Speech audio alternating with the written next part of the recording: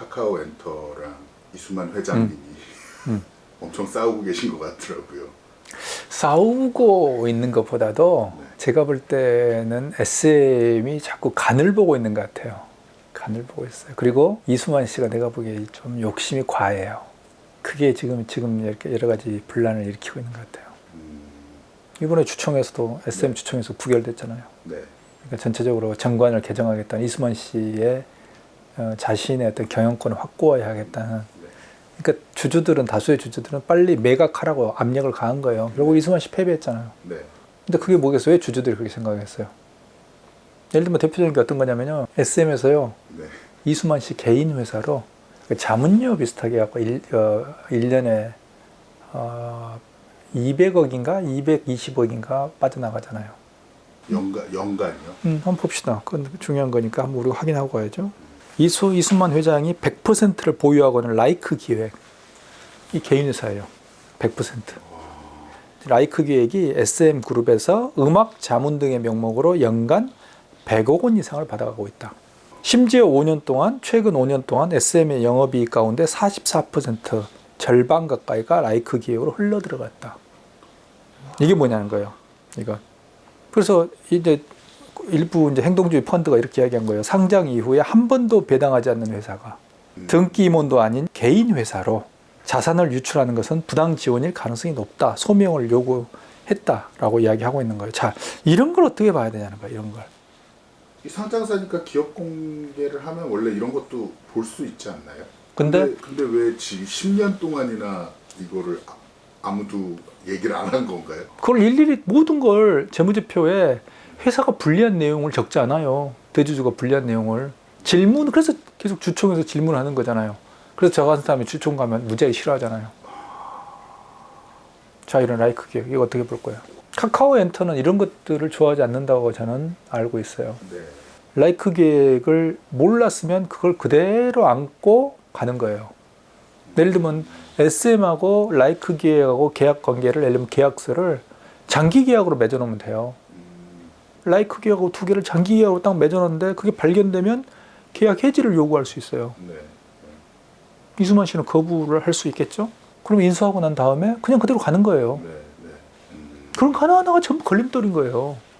이 경영 지배권 때문에 그런다라는 게 사실은 결국은 돈 문제. 예, 돈 문제예요. 경영 지배권이 왜 문제가 되는데요? 경영 지배권이라는 것은 그 회사를 자기가 손에 쥐고 좌지우지하고 싶은 거예요. 이런 라이크 기획 이런 것들. 이수만 씨가 주총에서도 그렇고 계속 그 카카오 엔터나 이런 데서 주장을 했다고 알려져 있는 게 뭐냐면 경영권이잖아요. 네. 근데 카카오 엔터를 그럴 의사가 없어요. 카카오 엔터가 원하는 것은 이수만 씨 등등 해가지고 그 지분을 인수합니다. 인수한 다음에 그 돈을 다시 엔터에 투자를 합니다. 결국에 캐시가 나가지 않는 거예요. 지분 관계만 변화하지 돈이 흘러나가지 않는 구조를 하고 싶은 게 엔터예요. 카카오 엔터예요. 그럼 카카오 엔터도 부담이 없거든요. 네. 그 대신에 일단 회사를 인수했기 때문에 카카오 엔터하고 SM하고 시너지가 나는 구조로 만들겠다. 경우에 따라서 이수만 씨가 필요 없을 수도 있다. 그 판단은 인수회사가 하는 거예요. 근데 이수만 씨는 뭐냐면 자기가 있겠다는 거잖아요. 경영을 하겠다는 거고. 이러면 이야기가 달라지는 거죠. 예를 들면 카카오 SM, 카카오 엔터 SM 이런 회사에 만약 대표회사가 되면 예를 들면 거기에서 많은 부분들을 결정할 수 있죠. 예를 들면 스톡옵션. 자기 스톡옵션 자기가 만들어내면 되잖아요. 그걸 이사회에 올리면 되잖아요. 자기 안건으로 대표회사가. 라이크 계획? 계속 그 라이크 계획 장기 계약인데 뭐 어떻게 해요. 이건 뭐 그동안 왜 모르고 인수하셨어요? 이렇게 나올 수 있는 거예요. 이게 기업의 세계인데. 카카오 엔터가 지금 안테나도 인수하고 SM도 인수하고 이게 뭔가 카카오가 또 거대 독점 기업으로서의 뭘 하려나? 카카오 작년에 칼을 3번 맞았잖아요. 네. 국감에 가가지고 김범수가 목에 줄 달려가지고 3군데 끌려갔잖아요. 그리고 또 한 번 예를 들면 국내 독점 이슈가 터졌다. 또 뭐 국내에서 뭐 독점이 어쩌고 뭐 이런 이야기 나와요. 뭐 생태계가 어쩌고. 그래서 이제 카카오는 그런 거 할 의사도 없을 거예요. 김범수가 분명하게 작년에 비전을 딱 보여줬고 글로벌이라는 키워드를 던졌어요. 얼마 전에 김범수가 카카오 이사회 의장 사임했잖아요. 네. 일본으로 자기가 그러니까 일본과 글로벌로 올인하겠다고 그랬잖아요. 카카오 그룹은 전체가 글로벌로 올인해야 생존하는 거예요. SM 인수도 이 K-팝이라는 글로벌 시장을 보고 가는 거지. 그래서 이번에 SM 인수나 이런 것은 공장을 인수하는 거예요. 공장, 제조 공장, 유통과 제조를 결합시키는 거예요. 예. 가장 소비자하고 접해 있는 유통을 엔터가 가지고 있잖아요. 네, 네. 그다음에 그 유통 그 전에 이쪽에 있는 제조 공장들이 있잖아요. 음악을 만드는 공장. 이걸 흡수하는 거예요. 일단 SM은 하청 공장이에요. 네. SM은 이미 망가져가지고. 그러니까 지금 이수만 씨가 내가 볼 때는 이수만 씨가 이렇게 개길 상황이 아닌데 그 SM이 그 BTS하고 하이브하고 맞짱을 뜰 정도가 되면 내가 경영권 내가 가진다라고 이야기할 수도 있는데 그 하이브가 플랫폼으로서 이미 그 확고하게 자리를 굳혀가고 있어요 지금. 그럼 나머지는 다 하청 공장들이에요. 아니 하이브라는 플랫폼이 거대한 플랫폼이 있으면 나머지는 걸그룹이나 예를 들면 신인 그 아이돌들 거기 올리면 되잖아요. 강력한 풀이 구축되어 있기 때문에 거기에 그냥 계속 그 플랫폼 효과예요. 올리면 되는 거예요. 신인 가수들 특히 올리면 돼요. 근데 그 정도 강력한 예를 들어서 아미라는 팬덤을 가진 플랫폼을 SM은 가지고 있지 못해요. 근데 하이브가 플랫폼이 돼 있는 걸 보면서 그러면 음원이 중요하다, K-팝이 중요하다는 걸 카카오 엔터도 알고 있어요. 그럼 얘들 또 어떻게 할까 고민하는 거예요. 근데 하이브는 네이버하고 지금 제휴 관계를 맺고 있어요. 그러면 이제 카카오 엔터는 그러죠. 그러면 뭐가 있지? 다른 데 있으면 이런데 여기저기 하는 거예요. 근데 보니까 SM하고 뭔가 같이 하고 이러는데 약간 결이 달라요. 공장을 운영하는데 제품을 만들거나 공장을 운영하는데 그쪽에 자꾸 촉구를 달아요. 아유 저희 제품이 뭐 좋은데요. 저희 제품이 막강하잖아요. 소비자들이 원하는 제품입니다. 근데 뭐 조금만 이렇게 좀 저희 유통에서 편의를 봐주시면 그건 아닌 것 같은데 라는 생각을 반드시 하는 거예요. 그건 뭐냐면 인수해버리는 거예요. 공장을. 그래서 유통이 제조로 들어가는 거예요. 또는 반대로 제조가 유통을 사버릴 수도 있어요. 이게 뭐냐면 수직 통합의 과정이에요. 수직적 통합. 하이브가 네이버랑은 손을 잡는 개념이고 카카오가 SM을 인수를 하는 개념인 거는 그 이미 그 밸류 차이가 그 정도 나버린 거고요. 네, 네.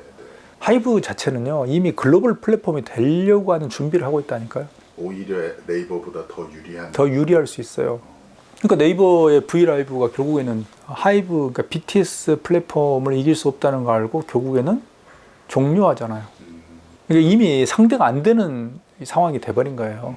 그러면 이제 네이버가 가질 수 있는 선택은 그거죠. 전략적으로 제휴하느냐, 저걸 사버리느냐. 근데 사버리기 너무 덩치가 크고 오히려 글로벌, 그러니까 K-팝의 동영상의 플랫폼으로는 훨씬 더 BTS 강력한 거예요. SM이 이렇게 하고 있는 거는 어떻게 보면 그 소위 말하는 엔터 대장주 중에 제일 약세라서 카카오가 인수를 할 수 있는 거. 제일 약세라고 보이진 않아요. 근데 이렇게 생각할 수도 있어요. SM을 시작으로 다 인수할 수도 있어요. 카카오엔터가. 서로 간에 이해관계가 맞으면. 근데 이제 이런 건 있어요. 만약에 JYP라든지 YG가 자기들이 뭔가 블랙핑크가 이런 걸로 뭔가 해볼 수 있다고 생각하면 좀 튕길 거예요. 그러니까 그 차이예요. 가능성이 있느냐 없느냐. 0.1%라도 가능성을 보느냐 더 이상 못 갈 것 같네라고 계산하느냐. 이 두 개의 차이예요. 근데 제가 볼 때는 이수만 씨는 상황 전체 판을 SM이 가지고 있는 역량으로는 하이브를 이미 넘어서기 어렵겠다라고 판단을 했을 거고 그럼 누군가와 같이 가야 된다고 생각을 했을 거예요. 상대가 가지고 있는 약점을 아는 거예요. 카카오엔터가 상장 이슈가 있거든요. 이게 K-팝에서 뭔가 돌파구가 필요하고 그 중에서 그래도 SM하고 손을 잡으면 나중에 상장할 때 이러이러한 스토리를 만들 수 있고 그러면서 한번 세게 튕겨볼 수 있는 거죠. 잠깐만. 근데 라이크 기획 이런 건 조금 문제가 될 거예요.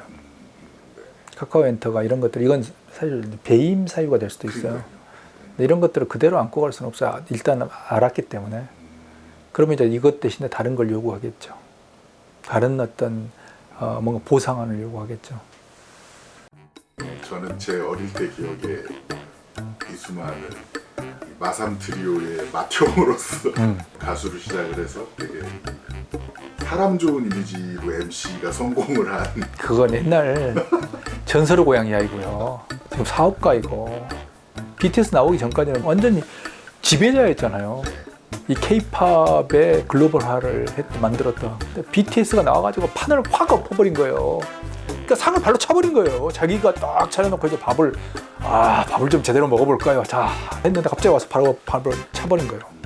그 사람들이 모두 BTS만 봐요. 그리고 SM은 이제 끝났다고 이야기해요. 뭐 BTS가 가수로서 데뷔할 때는 뭐 그렇다고 생각했어요. 근데 이건 플랫폼이 돼버려요. 아미도 있어요. 그러니까 이제는 이건 뭐야? 라고 생각하는 거예요. 그래서 옛날에 전설의 고향 말씀하시면 안 되고요. 네. 이제는 기업가가 됐고 이번에 어떤 딜을 하는 걸 보면서 이 사람은 상당히 선수가 됐구나. 라이크 기획 이런 걸 보면서 야 이거 상당한 수준이네. 네. 이건 친구가 묻더라고요. 그럼 지금이라도 들어가야 되나? 손실이 더 커졌어요.